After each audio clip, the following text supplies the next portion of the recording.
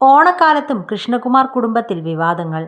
Ahana കൃഷ്ണയുടെയും സഹോദരിമാരുടെയും business സംരംഭങ്ങൾക്ക് നേരെ വ്യാപകമായി ആരോപണങ്ങൾ.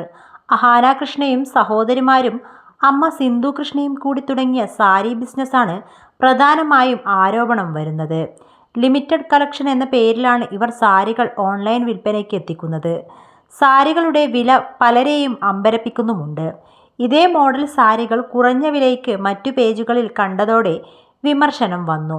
ഇപ്പോഴിതാ ദിയാകൃഷ്ണയുടെ ജ്വല്ലറി ബിസിനസ്സിനെതിരെയും ശബ്ദരേഖയാണ് സോഷ്യൽ മീഡിയയിൽ വ്യാപകമായി പ്രചരിക്കുന്നത്. ഒട്ടും ഗുണമേന്മയില്ലാത്ത പ്രൊഡക്റ്റുകളാണ് OBYOCയിൽ നിന്നും ലഭിക്കുന്നതെന്നാണ് ഈ ശബ്ദരേഖയിൽ പറയുന്നത്.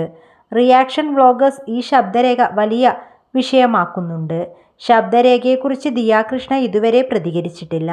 എന്നാൽ KK കുടുംബത്തെ വിവാദങ്ങൾ വിടാതെ പിന്തുടരുന്നത് എന്ന ചോദ്യം പലർക്കുമുണ്ട്.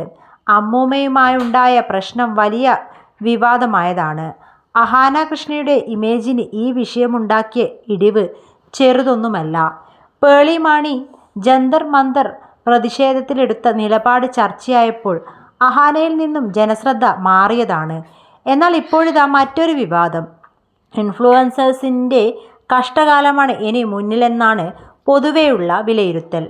മുമ്പത്തെ പോലെ ഇൻഫ്ലുവൻസിനെ കണ്ണടച്ച് വിശ്വസിക്കാനും ഇവർ പ്രൊമോട്ട് ചെയ്യുന്ന പ്രൊഡക്റ്റുകൾ വാങ്ങാനും പുതുതലമുറ തയ്യാറല്ല.